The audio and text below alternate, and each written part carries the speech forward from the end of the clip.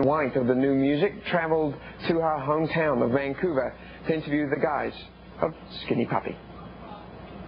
When Network Productions released the first Skinny Puppy album, for some it must have seemed like tales from the dark side, which in a way is what Skinny Puppy is all about. Through their music, they do a kind of reality therapy, an instant feedback about the world around us without being nice. In their electronic purging, it was their express intent to reveal the hidden and the inhumane, which saw them tackle issues like animal vivisection and environmental pollution. But don't get them wrong, even though they like to point out the negative, the perennial players in Skinny Puppy are unquestionably big fans of life.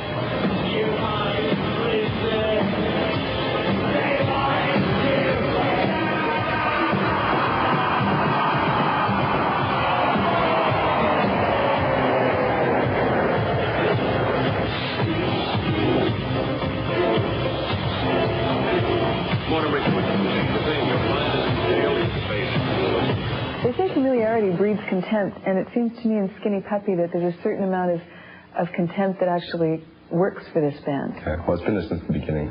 Yeah. You know, we've never really been, you know, a close, you know, hug them, pat them, and knock them on the butt, sort of, you know, kind of working environments. So I think it's always been this way. It's gotten, you know, to certain levels of extreme intensity, and it's kind of mellowed down, you know. Where is it right now? Right now, I don't know. I kind of talked to Kevin for the first time today in a long time, so kind of appropriately so. I always look at, we have like a playground relationship where, you know, I look back to when I was a kid and remember the type of relationships I had with some of my best friends, and they last a long time, and they have everything involved in them, from, you know, some form of hatred to some form of love. But yet they're long-lasting, and you do a lot of things out of it. And this is the way, you know, this project has always been to me, where we're like a bunch of small kids that, in a playground where we have our petty fights and we have our good times and we have everything, but yet we have endured this long. So obviously there's something very good about it.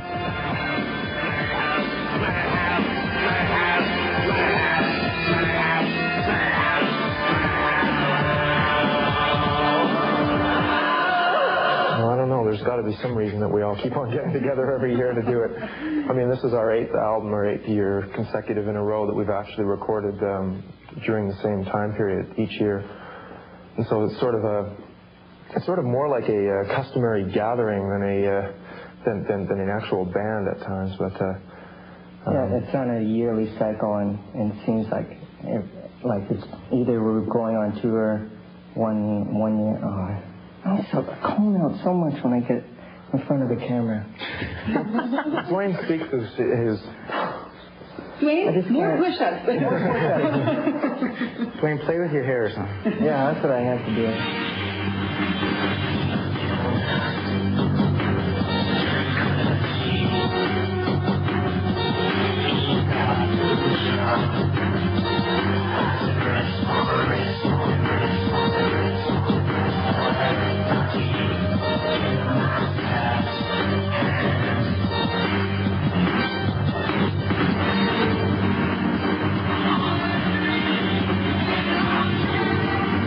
Industrial music is not the kind of music that you think of when you think of Vancouver. You think of guitars and, you know, vibes and stuff like that, and harmony and other, you know, good basic rock and roll. And here's Skinny Puppy as an example of that art community, and that community that goes out and explores the underbelly and the roadkill and all that kind of stuff. And you don't think of that as Vancouver, but there is that element there. And then we reflect on a lot of, I think, issues that, you know, you can personify to yourself in a way. Like if you're talking about pollution of the earth, well, I would write something about pollution of the earth by personifying the pollution of my own body with certain vagrant toxins, you know, and things like that. And then you can get across something that has meaning and can generally affect people more than just these issues and statistics coming across. But we don't celebrate violence.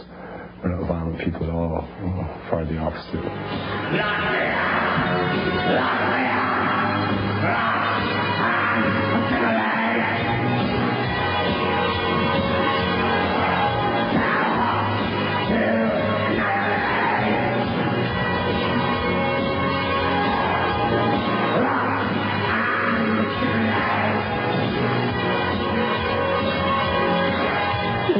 me down here. I didn't want to come. I didn't want to. The bright lights are too much. Yeah, they made me do push-ups to get my color out. Still no luck. Still no words. I think the greatest thing about this music was when we first started doing it, and I started writing lyrics that were like reflecting my mood at the time. With the amount of people that came out of the woodwork that were just attracted to it by the fact that somebody else thinks that way, you know, as opposed to feeling like they're just shut away from the world and not part of the system and not part of the positive thinking ideals that we all are supposed to go through life with, and we're not supposed to be down, we're not supposed to think this way, we're not supposed to ever think that way, or you're really bad, you know, and I think that's the most gratifying thing about choosing this path and trying to, like, you know, continually work on the lyrics and things like that. It's just the amount of people that are just glad and happy that there's somebody else out there like them, you know. We wouldn't attempt Skinny Puppy without myself, Dwayne, David Ogilvy, and Kevin Ogilvy together in the studio. So you know, it really hasn't changed its format as far as like what we are setting out to do, because we're in actuality all eager to see the results of the project.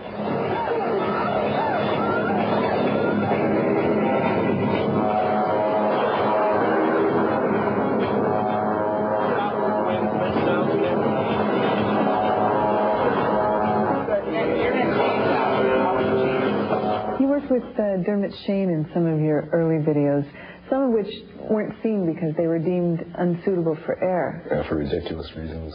Yeah, how do you feel about that? You know, I think it's funny. I mean, ultimately they put the stamp of approval on a product when they judge it, you know, unviewable. It's like, everybody wants to see it.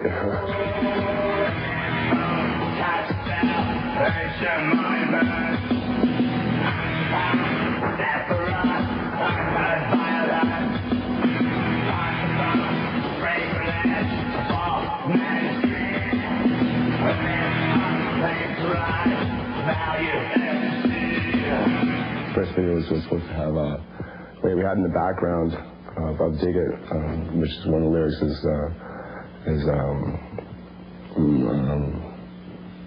it's something about an economic slave, basically, and Economic slavery, right? So we had in the background footage of the stock market going. It was all ADO'd, and then it was all like warped out, and they thought it was pornography. And frame by frame, yep, there's a penis, there's a intercourse, yep.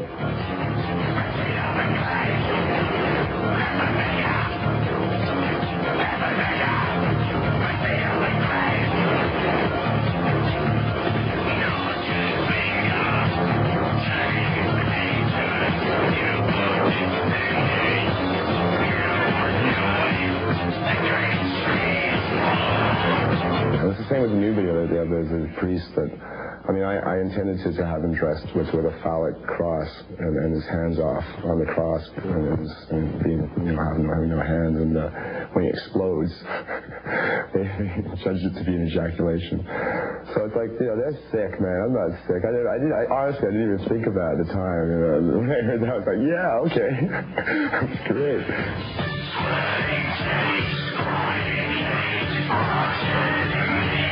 When you hear a sound, you go, yeah, that's how I feel, and it just sounded so horrible. You were saying if you were worried of, you know, confusing people in that you were just expressing sheer anger or, you know, destroy decades. I mean, it is for the celebration of life, the great things that there are in life, to go out there that we cry and take things from the world and put them into the music and show you what it is that we found in the world, because it is so special. It is. Sometimes I get to the end of my set.